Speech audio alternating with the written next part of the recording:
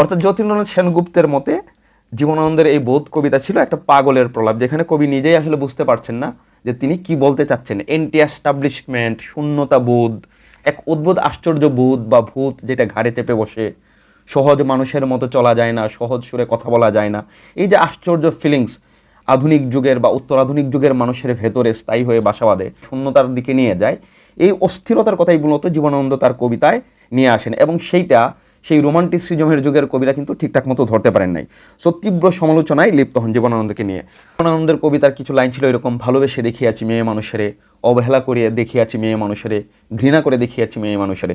তো সজনীকান্ত এটা নিয়ে প্যারোডি করতে গিয়ে বলতেছে যে উনি সব করে দেখছেন, শুধু বিয়ে করে দেখেন নাই। যদি বিয়ে করে দেখতেন তাহলে আমার মতো গরিব পাঠকেরা একটুখানি বাঁচত।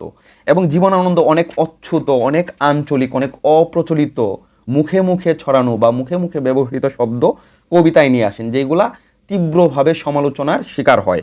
এবং এই শব্দের নির্দেশ করে জীবনানন্দকে এই সজনীকান্ত এক সময় বলেন, কবিতাটির নামকরণ আসলে ভুল হয়েছে, ওই কবিতার নাম বোধ না হয়ে গোদ হলে ভালো হতো। যারা মনে করেন যে তাদের লাইব্রেরিতে একটা সমৃদ্ধ বই রাখবেন, যাদের পাঠের তালিকায় সমৃদ্ধ একটা বই রাখবেন, তাদের জন্য অবশ্যই পাঠ্য একটা বই হতে পারে শাহাদুজ্জামানের লেখা একজন কমলালেবু। বইটা সম্পর্কে আরেকটু ভালো ধারণা পাওয়া যাবে বইটার ফ্ল্যাপ যদি আমরা পাঠ করি। ফ্ল্যাপে বলা হচ্ছে, বরিশালের নদী জোনাকি ছেড়ে তাকে পা রাখতে হয়েছিল আদিম সাপের মতো ছড়িয়ে থাকা কলকাতার ট্রাম লাইনের উপর।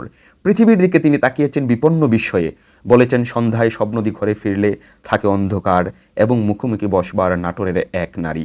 জানিয়ে দিয়েছেন জ্যোৎস্নায় ঘাই হরিণীর ঢাকে ছুটে আসা শিকারীর গুলিতে নিহত হরিণের মতো আমরা সবাই।